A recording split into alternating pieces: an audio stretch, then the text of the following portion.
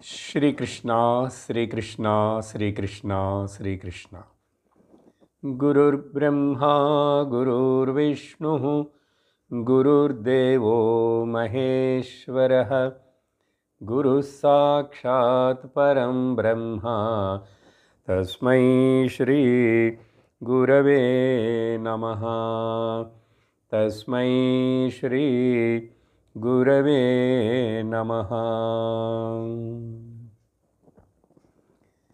हरि ओम तत्सत्। గడచిన కొన్ని సంవత్సరాలుగా మనం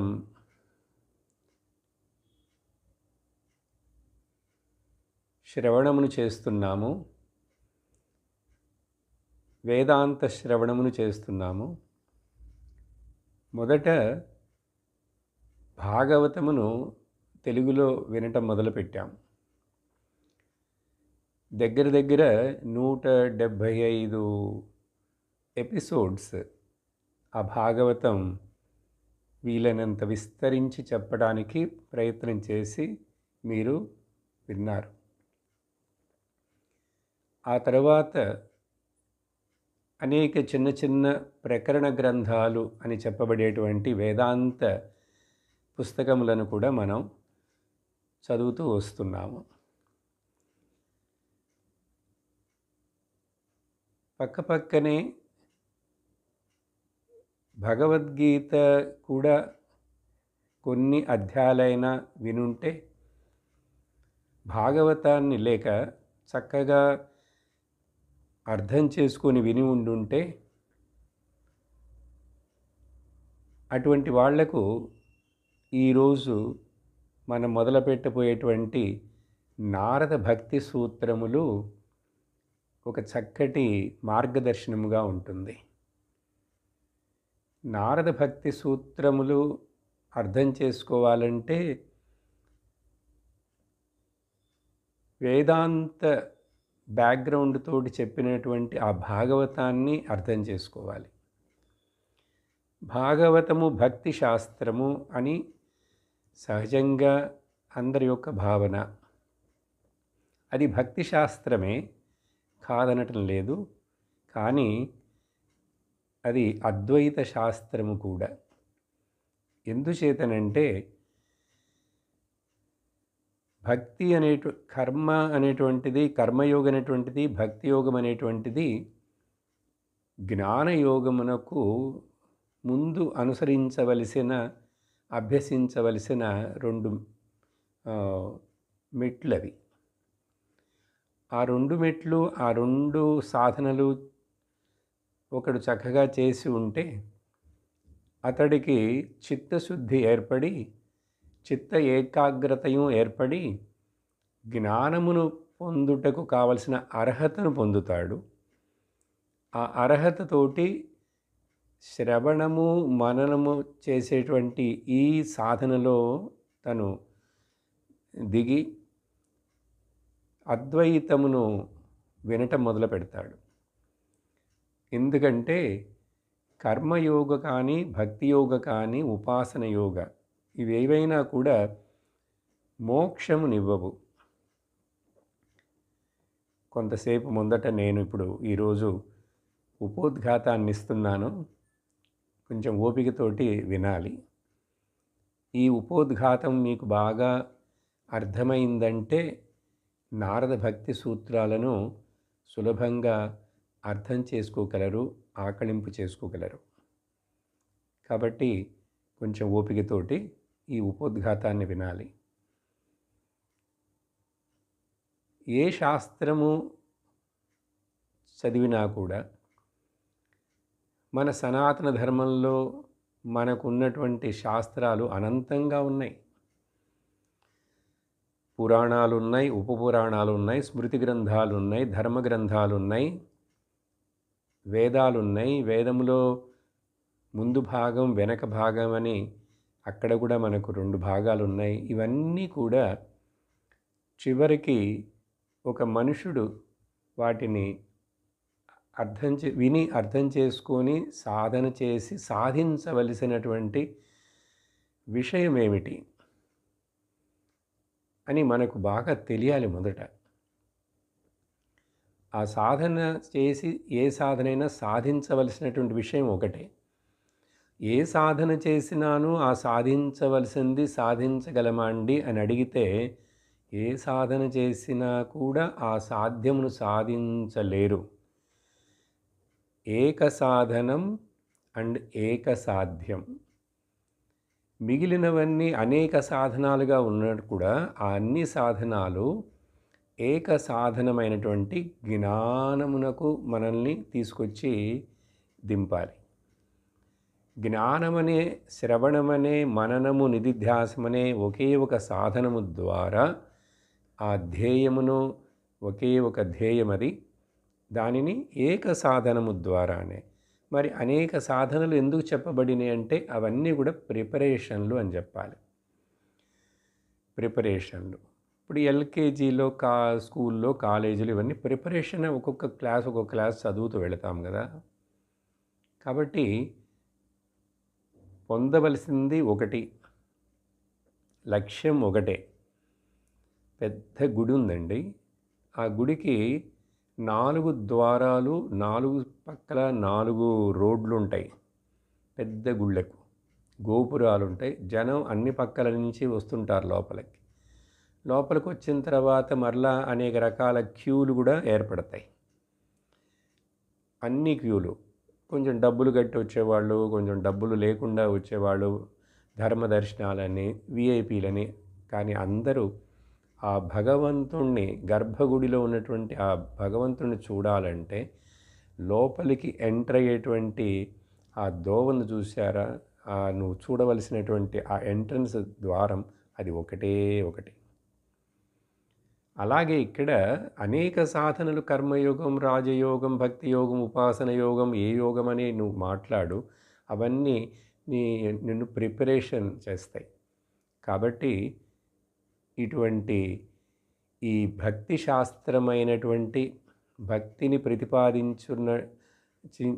ప్రతిపాదించేటువంటి ఈ నారద భక్తి సూత్రాలను మనం విని అర్థం చేసుకోవాలంటే మనకు ఆ అద్వైత వాసన ఉండాలి లోపల. భక్తిని గురించే చెప్తారు, కానీ ఎటువంటి భక్తిని గురించి నారదులు వారు చెప్పబోతున్నారు అనేది మనం అర్థం చేసుకోవాలి. ఈ వాక్యములో, ఈ టైటిల్లో నారద భక్తి సూత్రములు అని 3 పదాలు ఉన్నాయి కదా. వీటిలో మొదట ఈరోజు నేను ఆ భక్తి అనే పదానికి కొంచెం వివరణను చూస్తాం. నారదుల వారే ఆ సూత్రాలలో చెప్పబోతున్నారు. అక్కడ ఇంకా విస్తరించి వింటాం, అర్థం చేసుకుంటాం. దానికి ముందు భక్తి అనేటువంటిది జ్ఞానమును పొందే అర్హతను ఇచ్చును. అది మొదట జ్ఞాపకం పెట్టుకోవాలి. జ్ఞానము మోక్షమును ఇచ్చును. భక్తి అనేటువంటిది ఒక సింపుల్ డెఫినేషన్ చెప్పాలంటే ఈశ్వర విషయక సాదర ప్రేమా భక్తి. ఈశ్వరుని గురించి, ఈశ్వరుడు భగవంతుడి విషయంలో ఆయన మీద సాదరమైనటువంటి ప్రేమ, చాలా గౌరవంతో, నమ్మకంతో, ప్రేమతోటి, శ్రద్ధతోటి చూపించేటువంటి ఆ ప్రేమ ఏదైతే ఉందో దాన్ని భక్తి అంటారు. లోకంలో మరి ఎవరి మీద, ఏ వస్తువు మీద చూపించే ఏ ప్రేమైనా కూడా ఈ భక్తికి సమముగా ఉండదు. ఇది ఒక డెఫినేషన్. భక్తి అంటే ఈశ్వర విషయక సాదర ప్రేమా భక్తి. అర్థమైందా? ఎంతటి భక్తి ఉండాలి? ఈ భక్తిలో గ్రేడ్స్, లెవెల్స్ ఉన్నాయా అంటే ఉన్నాయి. అన్ని సాధనలో గ్రేడ్స్, లెవెల్స్ ఉంటాయి. కానీ జ్ఞానం అనే సాధనకు వచ్చినప్పుడు ఇంకా గ్రేడ్స్, లెవెల్స్ ఉండవు. వినేవాడు అర్థం చేసుకుండే లెవెల్ తప్ప ఇక్కడ కూడా మంద అధికారులు, మధ్యమ అధికారులు, ఉత్తమ అధికారులు అని ఉంటారు. భక్తిని గురించి చెప్పేటప్పుడు కూడా మంద భక్తి, మధ్యమ భక్తి, ఉత్తమ భక్తి, లేక ఏకరూప భక్తి, విశ్వరూప భక్తి, అరూప భక్తి, లేక ద్వైత భక్తి, విశిష్టాద్వైత భక్తి, అద్వైత భక్తి. సో అద్వైత భక్తికి వచ్చామంటే అది అక్కడ అర్థం జ్ఞానముతో కూడినటువంటి భక్తి అని అర్థం. ప్రతి జ్ఞాని కూడా భక్తుడే. అద్వైతము మాట్లాడుతున్నారంటే వీళ్లకు, ఈ ఆచార్యులకు, వీళ్లకు భక్తి ఉండదు అని అనుకోకూడదు. కాయిక కార్యకలాపంతో కూడిన భక్తి లేకపోవచ్చు, కానీ వాళ్ళ హృదయమంతా భక్తి లేకుండా వాళ్ళు జ్ఞానులు కాలేరు. కాబట్టి ప్రతి జ్ఞాని భక్తుడే, కానీ ప్రతి భక్తుడు జ్ఞాని అయి ఉండని అవసరం లేదు, అవడు. ఎందుకంటే భక్తిలో ఇలా గ్రేడ్స్ ఉన్నాయి కాబట్టి మొదట ద్వైత భక్తిలో ఉండు, తర్వాత అద్వైత భక్తికి నువ్వు ఎదగాలి. ద్వైత భక్తిలో ఏమిటి ముఖ్యంగా అక్కడ డివిజన్ ఉంటుంది. భక్తి విభక్తులు ఉంటాయి అక్కడ. విభక్తి అంటే విశేషణమైన డివిజన్ ఉంటుంది. ఆ దేవుడు, ఈ రూపం, ఆ లోకం, ఈ విధమైన పూజ, ఈ రకమైన పద్ధతి, ఈ కాలంలో ఈ విధంగాని విభక్తులు ఉంటాయి. డివిజన్స్ అనేక రకాలు, విశేషేణ భక్తం విభక్తం. కానీ ఇక్కడ భక్తిలో భక్తుడికి భగవంతుడికి భేదం లేకుండా అవ్వాలి. భక్తికి అనేక అర్థాలు చెప్పచ్చండి, అందుకని జాగ్రత్తగా వినండి. ఎక్కడో ఏదో విన్నాను, ఆయన అట్లా చెప్పారే, ఈయన ఇట్లా చెప్పారని అనుకోకండి. భక్తి ప్రబలముగా లోకంలో ఉన్నటువంటి ప్రజలు మెజారిటీగా ఫాలో అయ్యేటువంటి భక్తి ఆచార్యులందరూ చెప్పేటువంటి విషయాలు, ఆ భక్తి గ్రంథాలన్నీ కూడా ద్వైత భక్తినే ప్రతిపాదిస్తూ, ఆమోదిస్తూ, ఉత్సాహపరుస్తూ చెప్తారు, మాట్లాడతారు, రాస్తారు. కానీ నిజంగా ఆలోచించి చూస్తే ఆ భక్తి శాస్త్రం అని చెప్పబడేటువంటి భాగవతంలోనే, మనం భాగవతాన్ని ప్రమాణంగా తీసుకుందాం. ఎందుకంటే మనం భాగవతం విన్నాం, 12 స్కందాలను చెప్పాను. ఒక్కొక్క స్కందములో మనం గమనించాం, మీరు సరిగ్గా వినుంటే, కథ చెప్తూ ఆ భక్తుడు ఇట్లా ఉన్నాడు, అట్లా చేశాడు, ఇన్ని సంవత్సరాలు తపస్సు చేశాడు, భక్తి చేశాడు, ఏవైనా చెప్పినా ఆ మధ్య మధ్యలో ఆ ఉపదేశం అనేటువంటిది అక్కడ వస్తూనే ఉన్నది. అన్ని స్కందాలలో ఆల్మోస్ట్గా ఉపదేశం. ఆ ఉపదేశం ఎవరు చేశారంటే ఒక గురువు చేశారు. కొన్నిసార్లు భగవంతుడే గురువుగా ఉండి ఉపదేశం చేస్తాడు. ఉదాహరణమునకు చతుశ్లోకి భాగవతమని 2వ స్కందంలో వచ్చేటువంటి ఆ భగవంతుడు శ్రీమన్నారాయణుడు తన యొక్క పుత్రుడైనటువంటి బ్రహ్మదేవుడికి మొదటి పుత్రుడు, ఆయనకు బోధించినట్లుగా అక్కడ చెప్పబడింది. ఏం బోధించాడు అక్కడ? భక్తి అంటే భక్తిని గురించి ఏం చెప్పినట్టుగా లేదు, కానీ అద్వైత సారము చెప్పాడు 4 శ్లోకాలలో. ఇలాగా మీరు లోపల అనేక ఉపదేశాలు ఉన్నాయండి. అన్ని చోట్ల నవయోగుల ఉపదేశం కానీ, సంవాదం, వేరే చాలా ఉన్నాయి, వెతికి చూడాలి. అవన్నిటిని నేను టచ్ చేసి చెప్పి మాట్లాడాను. సో వేదాంతము, అద్వైత గ్రంథమే, శాస్త్రమే భాగవతం యొక్క అంతరాత్మ, లక్ష్యం. కానీ బయటికి చూస్తే పైపైన మనకు ఆ కథల రూపాల్లో, ఆ యుగాల్లో, ఆ మన్వంతరాలలో ఆ రాజులు, ఆ భక్తులని కథలు వస్తాయి, భగవంతుడి యొక్క అవతారాలు వస్తాయి. బట్ లక్ష్యం ఏమిటంటే భక్తుడు, భగవంతుడు వేరు కాదు అని చెప్పటమే లక్ష్యం. చూడండి, ఈ స్టెప్ మనం ఇది హయ్యర్ స్టెప్. లోకంలో భక్తి అంతా కూడా ఎలా ఉంటుంది? భక్తుడు తనను తాను వేరుగాను, తను సబ్జెక్టుగా ఉండి భగవంతుడిని ఒక ఆబ్జెక్ట్గా చేస్తాడు. ఎప్పుడైతే ఒక ఆబ్జెక్ట్నిగా నేను భగవంతుడిని చేశానో ఆ ఆబ్జెక్ట్ అప్పుడు బయట ఉన్నది. అప్పుడు అది ఏదో ఒక చోట ఉండుండాలి, ఒక కాలంలో ఉండుండాలి అని చెప్పి ఆ బయట నేను ఎప్పుడైతే భగవంతుడిని ఆబ్జెక్ట్గా చేశానో నాకు పూర్ణమైనటువంటి రక్షణ, సుఖం, ఆనందం రావు. మనం ఊహించుకుంటాం. నేను భగవంతుణ్ణి తలుచుకోవటం వలన, భక్తి చేయటం వలన, ఆయన గుడికి వెళ్ళటం వలన, ఆయన పేరు చెప్పటం వలన ఇదంతా బిగినింగ్లో ఓకే. కానీ ఎంతమంది అట్లా ఉన్నారు భక్తులు, శాంతి సుఖ రక్షణలు నాకు సంపూర్ణంగా ఉన్నాయని ధైర్యంగా.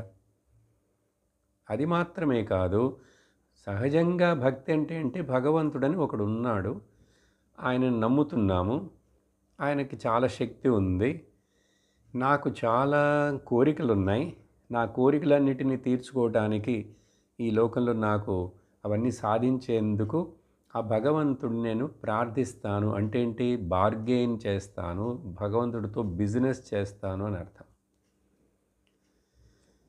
చూడండి, చాలామంది జీవితాంతం ఇట్లా ఈ బిజినెస్ బార్గెనింగ్ భక్తిలోనే ఉంటారు.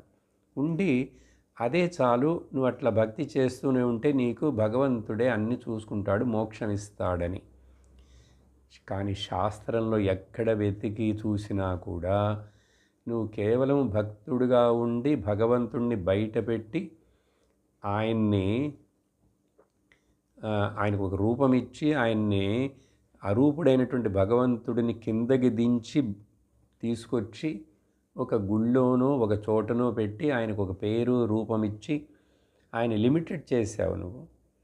కానీ భగవంతుడు ఏం ఆశిస్తున్నాడు, శాస్త్రం ఏం ఆశిస్తుందంటే, ఓ జీవుడా, మనుష్యుడా, నువ్వు మనుషుడివి కాదు, నువ్వు దైవము అని చెప్పి మనుష్యత్వంలో నుంచి దైవత్వానికి రా అని శాస్త్రం చెప్తుంటే, భగవంతుడు అదే చెప్పాడు భగవద్గీతలో కానీ, భాగవతంలో కానీ, ఉద్ధవగీతలో కానీ, ఎక్కడైనా. అప్పుడు అది నువ్వు అర్థం చేసుకోకుండా, నువ్వు మనుష్యుడివి దైవత్వం పొందకుండా ఏం చేస్తున్నావు? దైవత్వం దేవుణ్ణి మనం కిందకి దించి ఒక మనుషుడిగా, ఒక రూపంగా, ఒక నామంగా ఇచ్చేసి ఆయన్ని ఒక ఆబ్జెక్ట్గా పెట్టి మనం సబ్జెక్ట్గానే ఉంటూ ఆయనతోటి బిజినెస్ బార్గెనింగ్ చేస్తున్నాం. ఎంతకాలం వరకైతే ఈ భక్తుడు భగవంతుడు అనే ఈ డివిజన్ ఉంటుందో, చూడండి, భక్తిలో ఉంటుంది.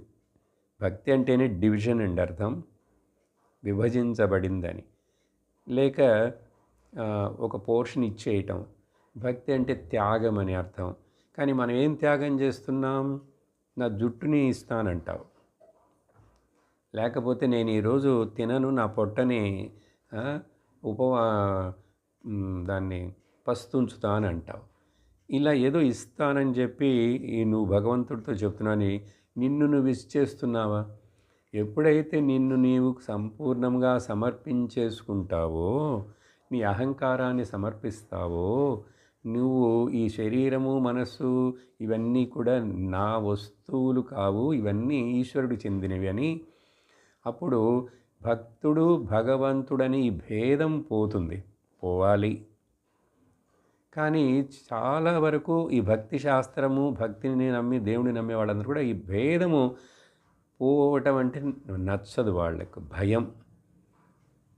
ఇంకా కొంచెంసేపు మీరు విషయాలను విన్నారంటే, నారద భక్తి సూత్రంలోకి వెళ్ళిన తర్వాత కూడా భక్తిని గురించి చెప్తుంటే, నిజమైన భక్తి అంటే ఏమిటని చెప్తే భయపడిపోతాం, పరిగెట్టిపోతాం. అందుకని సత్యము నిజమైనది చెప్తే చేదుగా ఉంటుంది, అద్వైతం చెప్పినా అభయం వస్తుంది బాబు నీకు. ఇంత అద్వైతము నువ్వు జ్ఞానము పొందావంటే నీకు భగవంతుడికి భేదం లేకుండా నువ్వు అభేద భక్తి, అభేద జ్ఞానాన్ని పొందావంటే నీకు భయమైపోతుంది. అంటే శాస్త్రం ఉపనిషత్తు చెప్తుంది, భయం లేని స్థానంలో అభయే భయదర్శినః. భయాన్ని చూస్తున్నారు వాళ్ళు. వద్దు వద్దు, ఈ పరాభక్తి, జ్ఞానభక్తి, అద్వైత భక్తి వద్దు అని చెప్పి భయపడుతున్నారు. కానీ నిజంగా వాళ్ళు అనుసరిస్తున్న, వాళ్ళు అనుకుంటున్న, వాళ్ళు ఊహించుకుంటున్నటువంటి ఆ భక్తి, ఎల్కేజీ ప్రీకేజీ భక్తి, అది తప్పని చెప్పట్లేదు. ఎల్కేజీ ప్రీకేజీలో ఎంతకాలం ఉంటావు? అలా ఉన్న తర్వాత కూడా నీ కోరికలు కానీ నీ కష్టాలన్నీ పోయినాయా? నీకు అసలు ఈ సంసారం ఎందుకు? మరలా నువ్వు బాగా లేక ఉపాసనని చేసి కొంతమంది పై లోకాలకి కింద లోకాలకి వెళ్ళాలని అలా చేస్తారు. భక్తి అనేటువంటిది భక్తుడు భగవంతుడు అనే భేదము లేని అన్డివైడెడ్, ఇండివిజిబుల్ అంత వన్నెస్ వస్తే దాన్ని అద్వైత భక్తి, పరాభక్తి, శుద్ధ భక్తి, జ్ఞానభక్తి అంటారు. దీనికి ఆధారం ఎన్నో శాస్త్రంలోనే ఉన్నాయి. కానీ ఈ శాస్త్రాన్నే వాళ్ళు కూడా వింటారు, కోట్ చేస్తారు, పుస్తకాలు రాస్తారు. కానీ మరెందుకో ఆ లెవెల్ని దాటి రావటానికి ఒప్పుకోరు. కాబట్టి ఇప్పుడు ఈ నారద భక్తి సూత్రాలు అద్వైత భక్తినే ప్రతిపాదిస్తున్నాయని మనం అర్థం చేసుకొని వీటి యొక్క ప్రయోజనాన్ని మనం పొందాలి అంటే నిజముగా భాగవతం విన్న భాగవతం మొత్తం యొక్క అర్థము, ఆ భక్తి శాస్త్రం యొక్క అర్థం మనకు తెలియాలంటే మనం ఇది అర్థం చేసుకోవాలి, దీనికి తయారుగా ఉండాలి. ఎందుకు భయపడాలి? కానీ లోకంలో భయాన్ని కలిగించేటువంటి ఈ భేదము, ద్వితీయాద్వై భయం భవతి అంటుంది శృతి. రెండు అన్నావంటే అక్కడ భయం ఉంటుంది బాబు. ఉదాహరణ తీసుకోండి, నేను నిద్రపోవాలి అని చెప్పి నాకు నిద్ర వస్తున్నది, శరీరము టైర్డ్ అయింది, మనస్సు నిద్రపోవాలి, నిద్ర వస్తుందంటే ఎవరైనా మీరు నిర్ణయం చేయండి, నేను నిద్రపోవాలి, ఆ నిద్ర సుఖాన్ని నేను పొందాలి, కానీ నేనుగానే ఆ నిద్రను చూడాలి, నేనుగా ఆ నిద్రను చూడాలి, కానీ నిద్ర సుఖాన్ని పొందాలి అని అనుకుంటే సాధ్యపడుతుందా? నువ్వు లేకుండా పోతే కానీ నీ దేహాభిమానం, అహంకారము, ఇంద్రియములు అన్నీ అక్కడ సమసిపోతే కానీ, అణిగితే కానీ, నువ్వు ఆ సమష్టిలో ఒకటైపోతేనే కానీ నీకు ఆ సమష్టి ఆనందం, ఏకత్వ ఆనందం, అద్వితీయ ఆనందమైనటువంటి ఆ నిద్ర నీకు రాదు. ఇది ఎంత సత్యమో ఈ ఉదాహరణ. అదేవిధంగా ఎంతకాలం వరకైతే నువ్వు దేవుణ్ణి వేరుగా చూస్తావో, ఆయన్ని బయట, అప్పుడు వరకు నీకు ఆ నిజమైన బ్రహ్మానందమో, మోక్షమో, ముక్తియో, విడుదలో, సాక్షాత్కారం అనే ఇదేది నీకు ఏర్పడదు. ఇందువలన నువ్వుగా ఉండి నువ్వేదో ఆ భగవంతుణ్ణి పొందాలనుకుంటావు. సపోజ్ అట్లా ద్వైత భక్తిలో భగవంతుని పొందారు అని చెప్పేటువంటి ఆ కథలు, పురాణాలు అవన్నీ కూడా వినటానికి బాగుంటాయి. కానీ అవి పూర్ణముగా అవి సత్యము అని తీసుకోకూడదు. మరి ఎందుకు చెప్పారంటే పామరులకు చెప్పారు, బిగినర్స్కి చెప్పారు. మరి నువ్వు కొంతకాలం తర్వాతదైనా కొంతకాలానికైనా అర్థం చేసుకోవాలి కదా. అర్థం చేసుకోవటానికి ఇష్టపడరు. ఎందుకంటే ఈ అర్థం చేసుకోవడం ఇదంతా కష్టమండి. నేనేది అనుకుంటున్నానో, నా భావం ఏంటో, నా భక్తి ఏంటో అదే చేస్తాను. ఏంటి నీ భక్తి? భగవంతుడి దగ్గర ఏదో ఒకటి అడుగుతూనే ఉండటమే కదా. నిజమైన భక్తుడంటే ఏమిటో తెలుసా?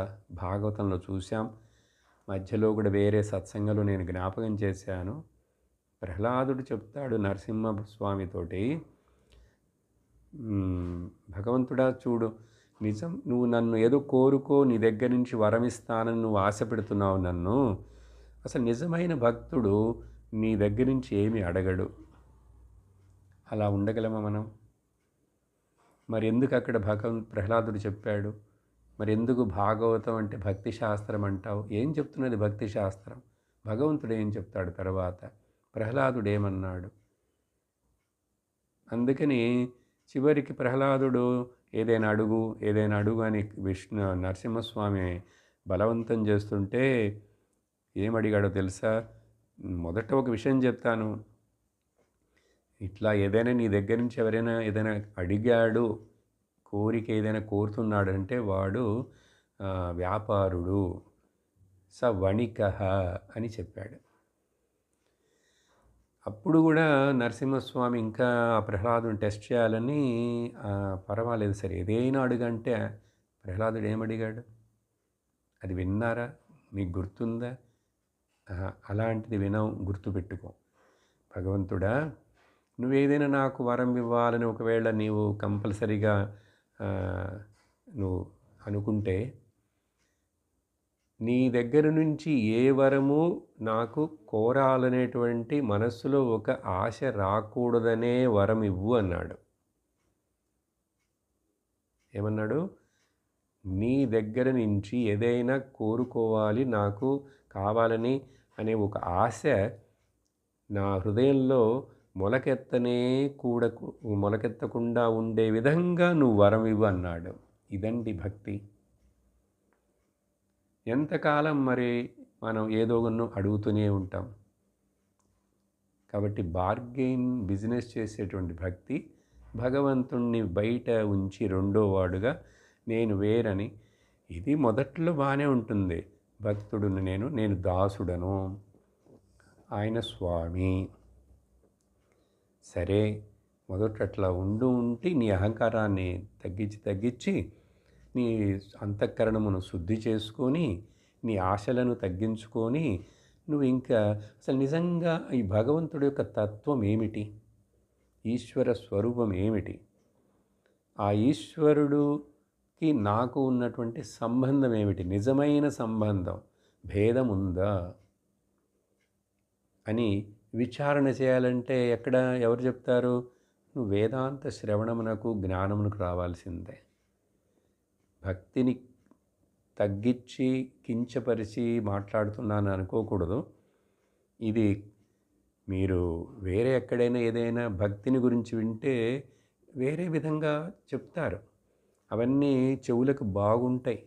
ఆ కథలు కానీ, ఆ భక్తుడు ఇలా అన్నాడు అలా అన్నాడని భక్తిని కథ చెప్పేటప్పుడు వినేటప్పుడు కళ్ళల్లో నీళ్లు రావటం, ఆ భగవంతుడు నామం చెప్తున్నప్పుడు ఒళ్ళు గగురు పొడవటం, ఇవన్నీ ఒక స్టేజ్ అండి.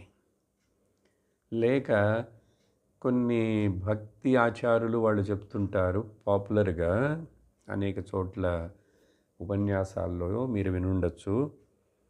కలియుగంలో నామైవ శరణం, భగవంతుడి యొక్క నామం మాత్రమే రక్ష కలియుగంలో. అదొక్కటి నువ్వు చెప్తుంటే చాలు, ఇంకేమీ చేయక్కర్లేదు. మంచి సలహానే. ఎవరికి? భక్తే లేనివాడికి, వ్యవహార లౌకిక విషయాల్లో ప్రపంచంలోనే కొట్టుమిట్టాడుతున్న వాడికి. అట్లా నామమే చెప్తుంటే ఏమొస్తుంది? చిత్తశుద్ధి వస్తుంది. మోక్షం రాదు, జ్ఞానం రాదు, మోక్షం రాదు, గ్యారంటీ. శాస్త్రంలో ఎక్కడ కూడా నువ్వు భజన చేస్తూనే ఉండు నీకు మోక్షం వస్తుందని చెప్పాలి. ఇక్కడ ఇంకొక సమస్య, మోక్షం అంటే ఏంటి అనేది మొదట డెఫినేషన్ తెలియాలి. మోక్షం అంటే వైకుంఠానికి వెళ్ళటం మోక్షం కాదు. వైకుంఠానికి వెళ్ళినా కూడా అట్లా వెళ్ళారు కొంతమంది, అక్కడ తర్వాత భగవంతుడి దగ్గర అట్లానే పక్కన కూర్చుంటారు, ఆయన యొక్క పార్షదులుగా ఉంటారు, లేక ఆయన యొక్క శంఖమైనాడు, ఆయన యొక్క చక్రమైనాడు అంటే నువ్వు ఇంకా భగవంతుడి నుంచి వేరుగానే ఉన్నావు. కానీ అది శాశ్వతమైన మోక్షము కాదు, ఆపేక్షికమే. అది కూడా ఎవరు మనం చూడలేదు. చూడపోయినా శాస్త్రం చెప్తుంది కాబట్టి నమ్ముదాం. కానీ అది ఆపేక్షికమే. ఇది ఎవరు చెప్తున్నారు? ఆ భగవంతుడే, ఆ కృష్ణుడు, ఆ నారాయణుడే చేసిన ఉపదేశాలని పదాన్ని మనం అక్కడ ఎక్కడని చెప్పి వినాలి చక్కగా. భగవద్గీత ఒకటి చక్కగా వింటేనే అర్థమైపోతుంది. కాబట్టి ఏం మాట్లాడుతున్నాను? భక్తి అనే పదానికి అర్థాన్ని చెప్తూ, నిజమైన భక్తి అంటే ఏంటి, భక్తిలో లెవెల్స్ ఏంటి, ఎలా మనం lower level, middle level to higher level భక్తికి రావాలి. హయ్యర్ లెవెల్ భక్తికి రావటం అంటే ఏంటంటే జ్ఞానమే. ఆ భక్తి జ్ఞానము రెండు కలిసిపోవాలి. యమునా సరస్వతులు నదులు కలిసిపోయినట్లుగా జ్ఞానము భక్తి రెండు ఒకటే. అంటే ద పరాభక్తి గురించి చెప్తున్నాను. అద్వైత భక్తి, భేదరహిత భక్తి. అప్పుడు భగవంతుడు నేను ఒకటే, ఏ భేదము లేదు, ఉపాధి భేదము ఉంటున్నప్పటికి కూడా అని చెప్పేటువంటి ఆ జ్ఞానం రావాలి. జ్ఞానం ఎలా వస్తుంది? భగవంతుడు చెప్పిన మాటలు వింటే. భగవంతుడు ఎట్లా చెప్తాడు? ఆయన నేరుగా చెప్పడు, ఆయన భాగవతులను పంపిస్తాడు.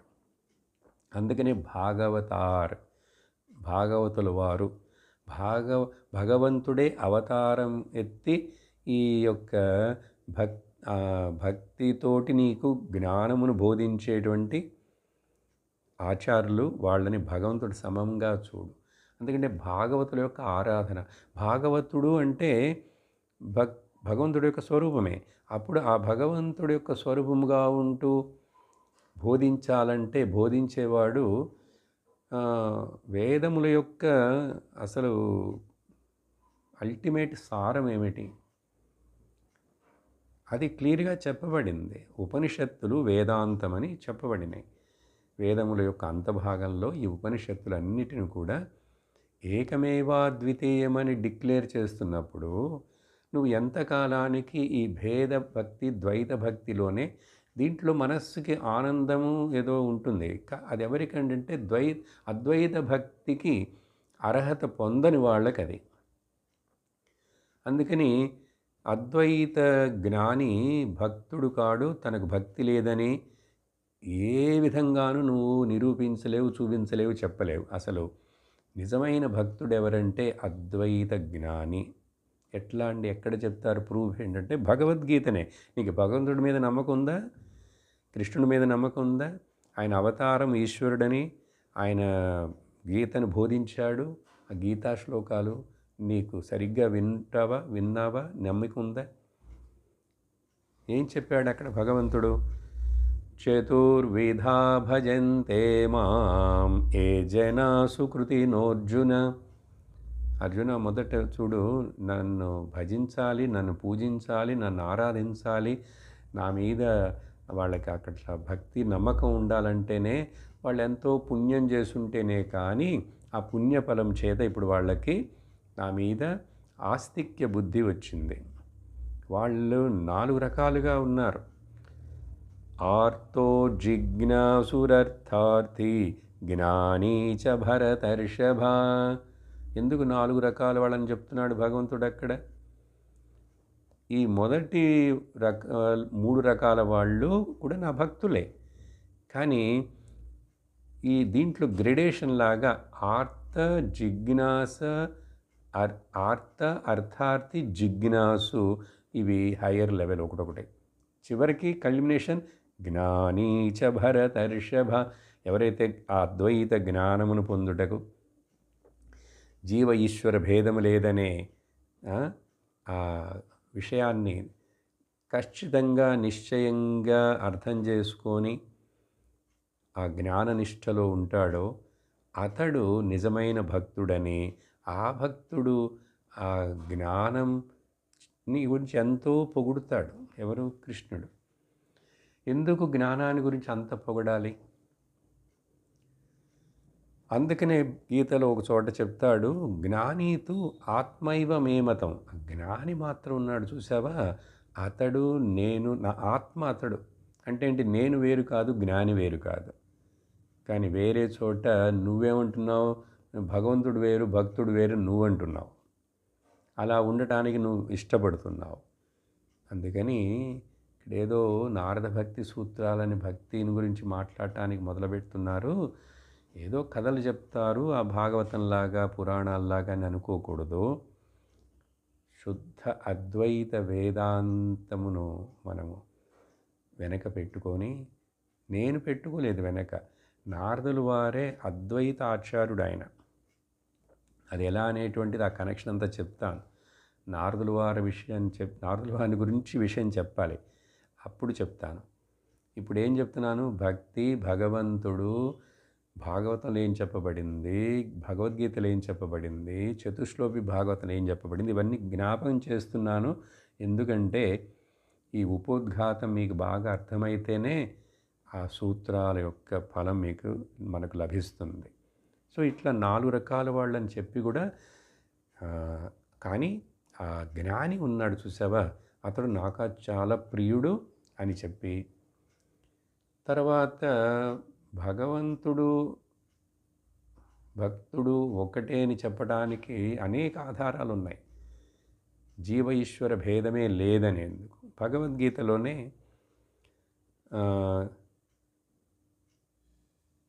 ఈశ్వర సర్వభూతానాం హృద్దే అర్జున తిష్టతి భ్రామయన్ యంత్రారూఢాని మాయయ. సర్వభూతాని యంత్రారూఢాని మాయ. ఈశ్వరుడినైన నేను అందరి హృదయాల్లో నేనే ఉన్నాను. నేను కూర్చొని ఉన్నానంటే నేను వేరు, మళ్ళీ ఆ జీవుడు వేరు కాదు. ఇంకా ఆయన కూర్చొని ఉన్న తర్వాత ఇక్కడ జీవుడు నేననేది వేరు ఎక్కడ ఉంటుంది? I'm only sitting in everybody's heart. అప్పుడు ఎక్కడుందండి భేదం? ఎక్కడుంది భేదం? అందుకని అంతటా నేనే ఉన్నాను. అంతటా నేనే ఉన్నాను అన్నప్పుడు మరి భేదం ఎక్కడుంటుంది? కానీ భేదాన్ని మనం ఇష్టపడుతూ ఉంటాం. ఎందుకంటే దాంట్లో ఒక ఏదో వీ ఫీల్ కంఫర్ట్. నిజం కాదది. కానీ అది పక్కపక్కనే భయాన్ని, అశాంతిని, అసుఖమును ఇస్తూనే ఉన్నదనేది గమనించక, ఒకసారి గమనించామంటే మనం ముముక్షులం అయిపోతాం. మోక్షమును పొందాలి. ఈ భేదము నాకొద్దు, ఈ డివిజన్ నాకొద్దు, ఈ అజ్ఞానము నాకొద్దు, ఈ సంసారము నాకొద్దు అని చెప్పి ఆ మోక్షమునకు పొందాలని ఇచ్చ ఉన్నవాళ్ళు అద్వైత వాసనతోటి మనం ఈ సూత్రాలను, ఈ భక్తిని ఎలా వినాలి, ఎలా అర్థం చేసుకోవాలి అనేది చాలా ముఖ్యం. ఇంకొక పక్కన లోకంలో చూస్తుంటే మన చుట్టూ ఉన్న వాళ్ళు, మన బంధువులు, మన మిత్రులు, వాళ్ళందరూ వాళ్ళ లెవెల్లో వాళ్ళ భక్తిని చేస్తూ ఉంటారు.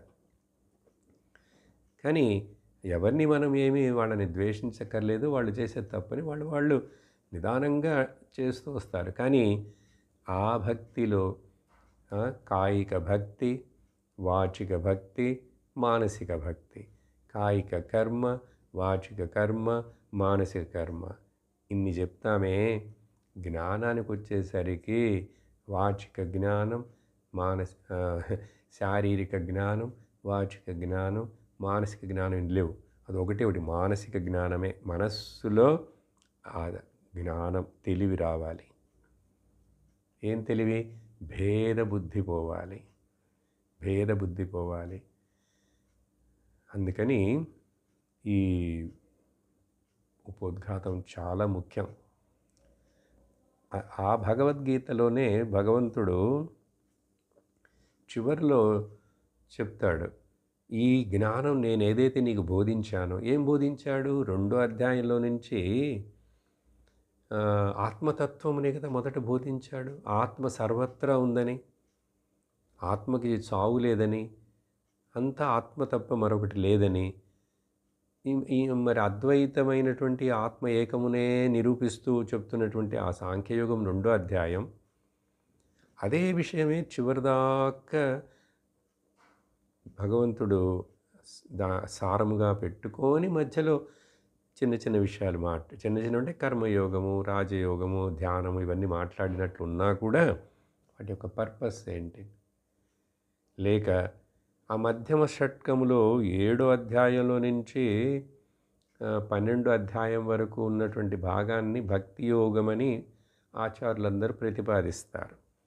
కానీ అక్కడ కూడా చూస్తే ద్వైతం ఉండకూడదని చెప్పే సర్వత్ర సమదర్శనం ఉండాలని చెప్పే భగవంతుడు ప్రతిపాదన.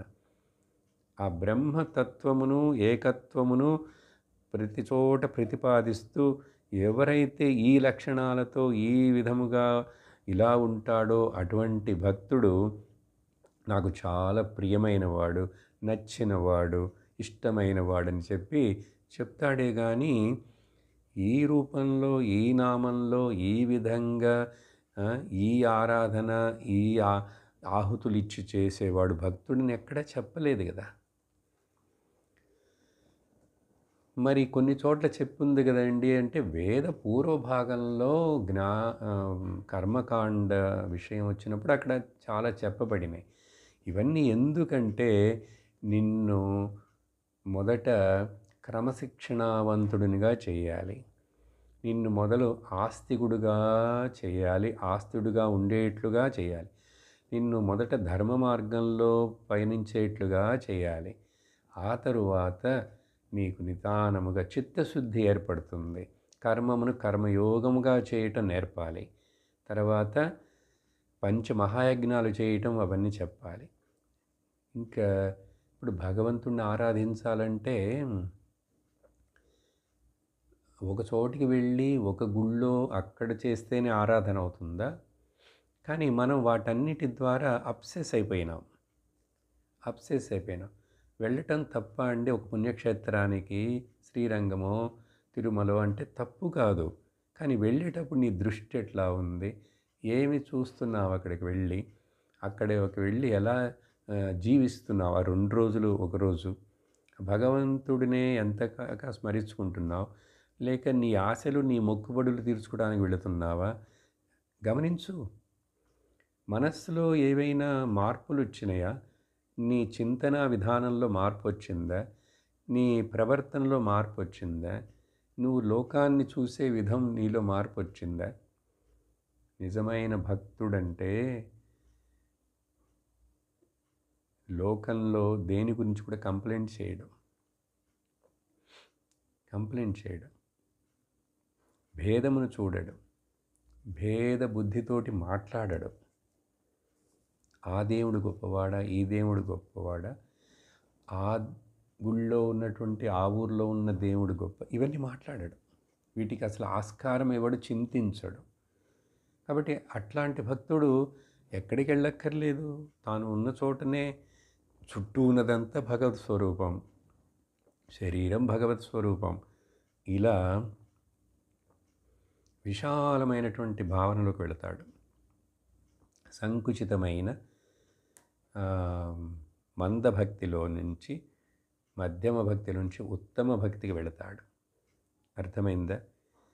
కాబట్టి ఇంత భక్తి అనేటువంటిది మొదట ఏంటంటే దీన్ని సింపుల్గా చెప్పేటప్పుడు నమ్మకం, శ్రద్ధ, ప్రేమ అన్నీ చెప్తాం. మరి అంత శ్రద్ధ ప్రేమ ఉన్నప్పుడు ఆ భగవంతుడు చెప్పినట్లుగా మనం జీవిస్తున్నామా?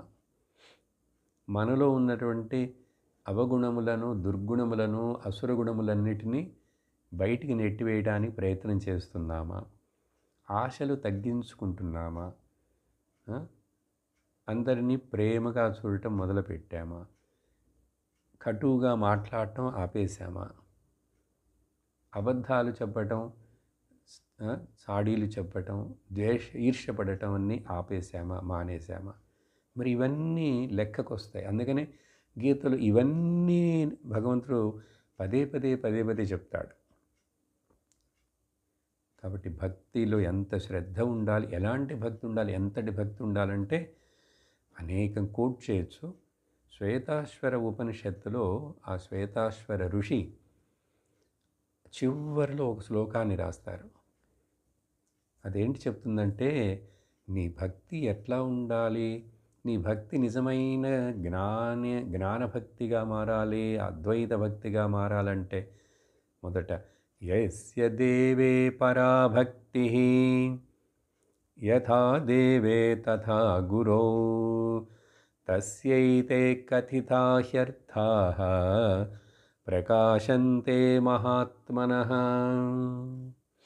దీని యొక్క అర్థం ఏమిటంటే, గురువుని గురించి ముఖ్యంగా ఎంఫసైజ్ చేసి చెప్పినట్లుంటుంది. దీన్ని రివర్స్ చేసి కూడా మనం చూసామంటే, దేవుడి మీద ఎంత ప్రేమ అయితే నీకు భక్తి అయితే ఉన్నదో, భక్తి అంటే శ్రద్ధ, నమ్మకం, కాన్ఫిడెన్స్, అంతే ప్రేమ, భక్తి, శ్రద్ధ అన్నీ కూడా గురువు మీద ఉండాలి. లేక గురువు మీద ఎంతైతే శ్రద్ధాభక్తి ఉందో అంత దేవుడి మీద కూడా ఉండాలి. సహజంగా లోకంలో అసలు ఆధ్యాత్మిక మార్గంలో నన్ను ముందుకు నడిపించేందుకు నాకు ఒక ఆచార్య గురువు కావాలని, అట్లాంటి గురువుని ఆశ్రయించాలని చాలామందికి తెలియదు. చాలామంది ప్రయత్నించరు, ఇష్టపడరు. కానీ భక్తిని బోధించే అటువంటి ఆచారులు, మళ్ళీ కర్మయోగం గురించి, ఉపాసనల గురించి, ఆ పూజలు ఈ పూజలు చెప్పే ఆచారులు ఉన్నారే, వాళ్ళ దగ్గరికి వెళతారు. వెళ్ళటం తప్పని చెప్పను, వెళుతారు. కానీ అది నీకు పూర్ణ లక్ష్యం అది కాదు. ఆ ఆచారులే నీకు కొంతకాలాని తర్వాత, బాబు ఇది పూర్ణ లక్ష్యం కాదు, గమ్యం, నువ్వు అద్వైత జ్ఞానము శ్రవణము చేయాలి, శాస్త్రమును అని చెప్పి ఎవరు చెప్పరు. వాళ్ళు చెప్పరు. ఎందుకు చెప్పరు నాకు తెలియదు, చెప్పరు. కాబట్టి నువ్వు జాగ్రత్తగా ఉండాలి. నువ్వు సెలెక్ట్ చేసుకోవాలి, చూస్ చేసుకోవాలి. అందుకని ఎన్నో ఉపన్యాసాలు, ఎన్నో కథలు, ఎంతోమంది మాట్లాడుతున్నారంటే, నాకు అసలు ఏది ప్రయోజనం, నేను ఇప్పుడు ఏ స్థితిలో ఉన్నానో, నేను ఎలా పురోగతిని పొందాలి, ఏం పొందాలి నేను, ఇవి తెలియాలంటే నువ్వు గురువుని ఆశ్రయించాలి. అది కూడా నీకు శాస్త్రమును బోధించే, తత్వజ్ఞానమును బోధించే గురువును నువ్వు ఆశ్రయించాలి. అందుకని నువ్వు అట్లా అంత భక్తితోటి, ఈశ్వరుడు యొక్క భక్తి ఎందుకు, నిన్ను నీ యొక్క చిత్తమును ఏకాగ్రపరిచే, శుద్ధపరిచేందుకు. కాబట్టి ఆ భక్తి అంత తీవ్రంగా గురువు మీద ఉండాలి. చాలామంది దేవుడి మీద భక్తి ఉంటుంది కాబట్టి ఏ గురువులను వాళ్ళు నమ్మరు, ఎవరిని గురువుగా ఆశించరు, ఆ గురువులను వాళ్ళని భక్తితోటి చూడరు. చాలామంది ఆచారంతో, ముఖ్యంగా సిస్టమేటిక్గా ఫాలో అయ్యేటువంటి వీళ్ళందరూ కూడా సాధు సన్యాసులైన లేక జ్ఞానులను, మహాత్ములను అంతగా గౌరవించరు. ఉదాహరణకి మీరే చూసుంటారు, గుళ్ళో ఎక్కడికైనా ఒక మహాత్మా వచ్చారు, ఒక సాధు సన్యాసి వచ్చాడంటే అక్కడ పూజలు చేస్తూ ఉన్నటువంటి ఆ బ్రాహ్మణులు లక్ష్యం చేయరు. తెలుసుండి ఏదో ఒక పెద్ద పటాటోపంగా వస్తే వాళ్ళకి చూస్తారు. కానీ అప్పుడు కూడా, ఎందుకంటే నేను చేసేటువంటిది గొప్ప, నేను చదువుకున్నది శాస్త్రం ఇదని చెప్పి మహాత్మా జ్ఞాని ముందు ఎవరైనా సరే, ప్రెసిడెంట్ ఆఫ్ ఇండియా అయినా సరే తల ఉంచాలి, నమస్కరించాలి కదా. ఎందుకు చేయరంటే వాళ్ళదేంటి, ఇంకొకటి ఏంటంటే ఆయన భక్తి మార్గానికి చెందినవాడు కాదు, ఆయన విశిష్టాద్వైతమునికి చెందినవాడు కాదు, ఆయన అద్వైతము, శంకరులు వేదాంతం చెప్పేవాడంటే ఇంకొంచెం తక్కువ చులకన భావన చూస్తారు. వాళ్ళు చులకన భావన చూస్తారా, చూస్తే ఏమైపోయింది, దానికోసం చెప్పలేదు. ఇక్కడ ఏంటంటే గురువు, ఎటువంటి గురువు కావాలి, ఆ గురువు ఏమి ఉపదేశం చేస్తే నాకు ముక్తి, మోక్షము ఇప్పుడు ఇక్కడ ఈ జీవితంలో, అది కావాలి ముఖ్యమండి.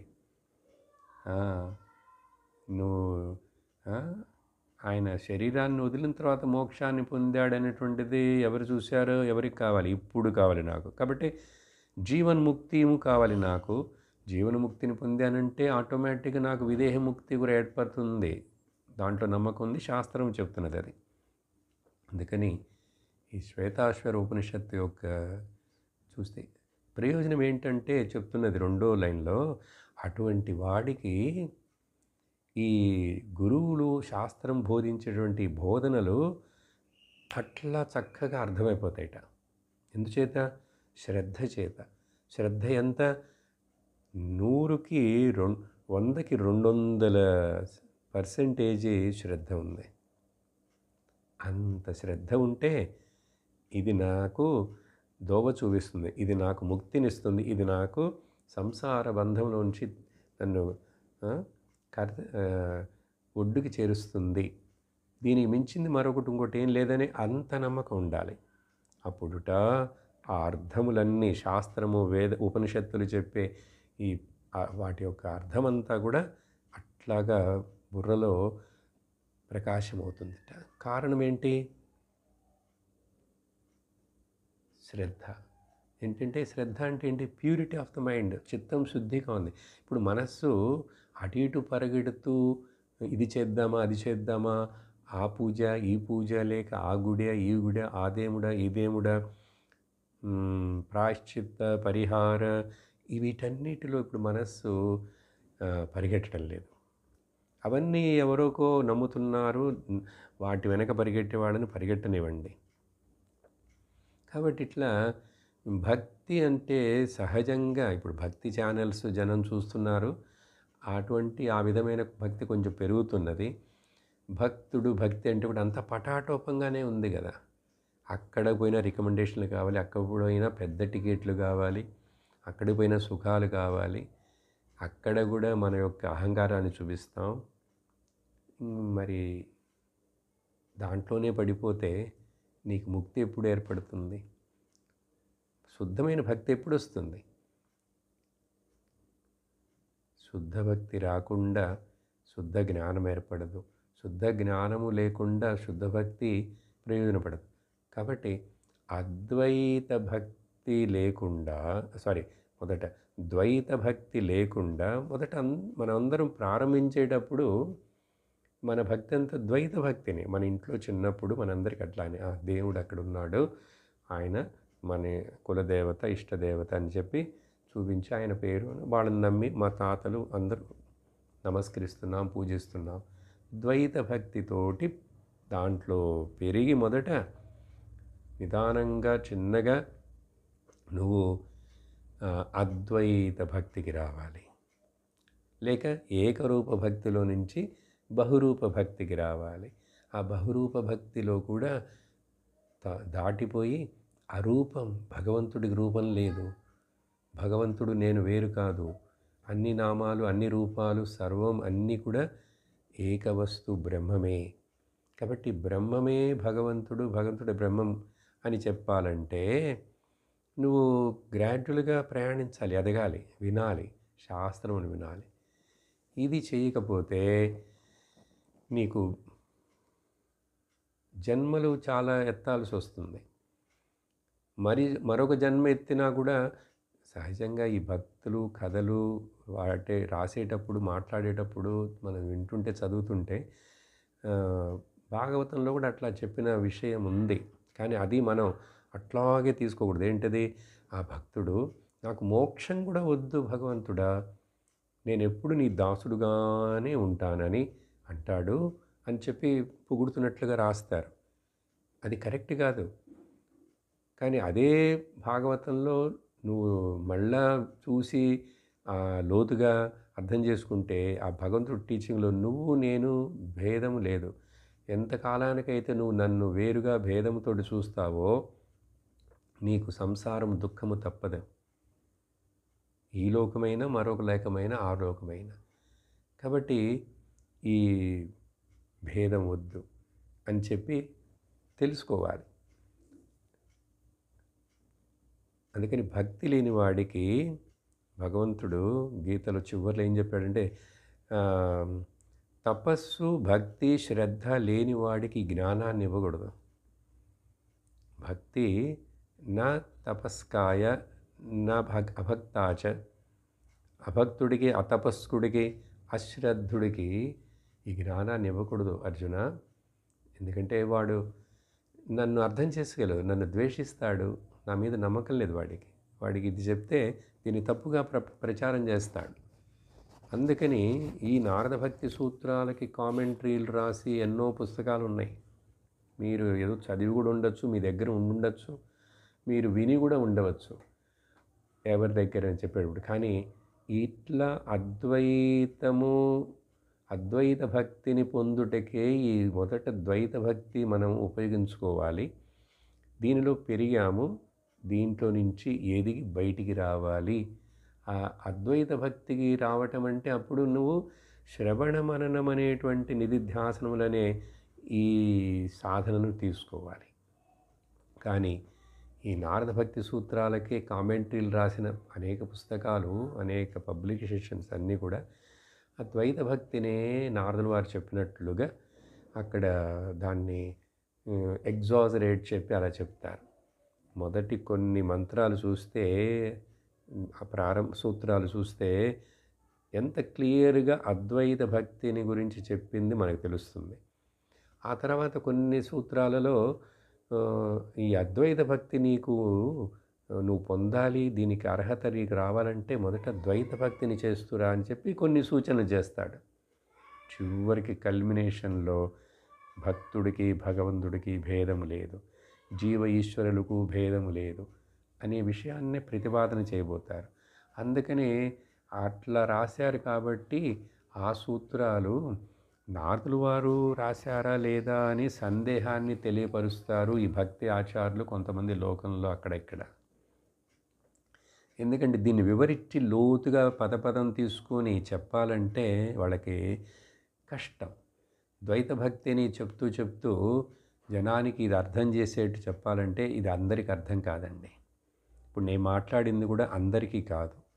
ఎవరైతే రెగ్యులర్గా నా సత్సంగాన్ని, ఈ వేదాంత గ్రంథాలని గడిచిన 2-3 నెలలుగా ఏకశ్లోకి, త్రిశ్లోకి, చతుశ్లోకి, షట్శ్లోకి అన్నీ వేదాంతం చూస్తూ వచ్చాం.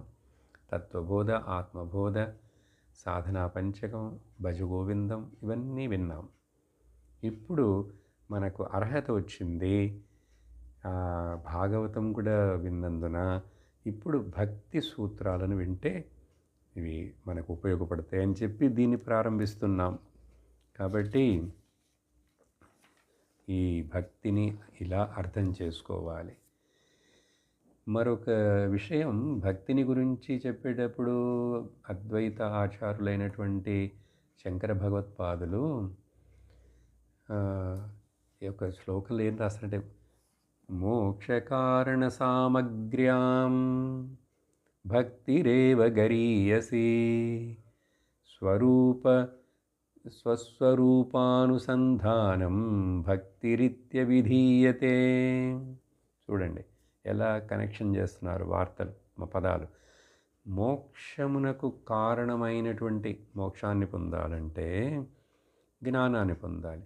జ్ఞానాన్ని పొందాలంటే నీకు జ్ఞానం పొందే అర్హత కావాలి. జ్ఞాన అర్హతను పొందాలంటే నీకు ఏకాగ్రతతోటి, నువ్వు చిత్తశుద్ధితోటి ఉండాలి. ఆ చిత్తశుద్ధిని, ఏకాగ్రతను నీకు ఆ కర్మయోగము, భక్తి యోగం ఇస్తాయి. కాబట్టి అది చాలా ముఖ్యమైన సామాగ్రి. అనేక సామాన్లు ఉన్నాయండి, వాటన్నిటిలో ముఖ్యమైన సామాన్ ఏంటంటే మోక్షకారణ సామాన్లన్నిటిలో ఈ భక్తి చాలా ఇంపార్టెంట్. భక్తి రేవ గరీయసి, భక్తి చాలా ఇంపార్టెంట్. కానీ భక్తి మోక్షాన్ని ఇవ్వదు. తర్వాత లైన్లో అందుకనే అది అర్థం చేసుకుంటే తెలుస్తుంది ఎలా భక్తి మోక్షాన్ని ఇవ్వదు. భక్తి నిన్ను ప్రిపేర్ చేసింది, నీవు జ్ఞానాన్ని పొందాలి. జ్ఞానం పొందే మార్గం ఏంటి అని చూడాలి. జ్ఞానం పొందే మార్గం ఉపనిషత్తు, భగవద్గీత అన్నీ చెప్తాయి. తద్విద్ధి ప్రణిపాతేన పరిప్రశ్నేన సేవయ ఉపదేక్షంతి తే జ్ఞానం జ్ఞానినస్తత్వదర్శినః. గురువుని ఆశ్రయించు. తత్వనిష్ఠుడైనటువంటి, జ్ఞాననిష్ఠుడైనటువంటి, శ్రోత్రియ బ్రహ్మనిష్ఠుడైనటువంటి గురువుని ఆశ్రయించి సాష్టాంగ నమస్కారం చేసి ప్రశ్నలు వేసి అడిగి తెలుసుకో. వాళ్ళు నీకు బోధిస్తారు అని చెప్పి అక్కడ భగవంతుడు చెప్పాడు. ముండకోపనిషత్తులో కూడా అది చెప్పబడింది. సమిత్పాణి శ్రోత్రియం బ్రహ్మనిష్టం. శ్రోత్రియ బ్రహ్మనిష్టాన్ని ఆశ్రయించు. ఆశ్రయిస్తే ఆయన ఏం చేస్తాడు, ఏం చెప్తాడు?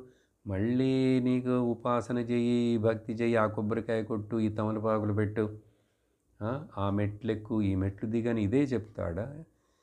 అదంతా నేను అనేక సంవత్సరాలు చేశాను. ఇప్పుడు ఏం చేయాలి? నేను స్వస్వరూప అనుసంధానం చేయాలి. స్వస్వరూప, నా నిజమైనటువంటి స్వరూపం ఏమిటి? స్వస్వరూపం. అసలు నేను ఎవడను? నేను జీవున్నా, నేను ఆత్మనా, నేనేంటి అసలు? శరీరమా, మనసా, బుద్ధ్యా, ఇంద్రియముల?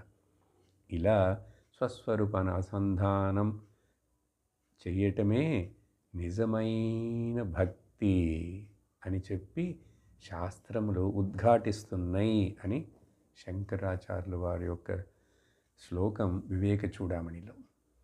ఈరోజు ఈ ఉపోద్ఘాతం ఇంతవరకు చాలు. వచ్చే క్లాసులో మరికొంత విందాం. ఓం పూర్ణమదః పూర్ణమిదం పూర్ణాత్ పూర్ణముదచ్యతే పూర్ణస్య పూర్ణమాదాయ పూర్ణమేవావశిష్యతే. ఓం శాంతి శాంతి శాంతి.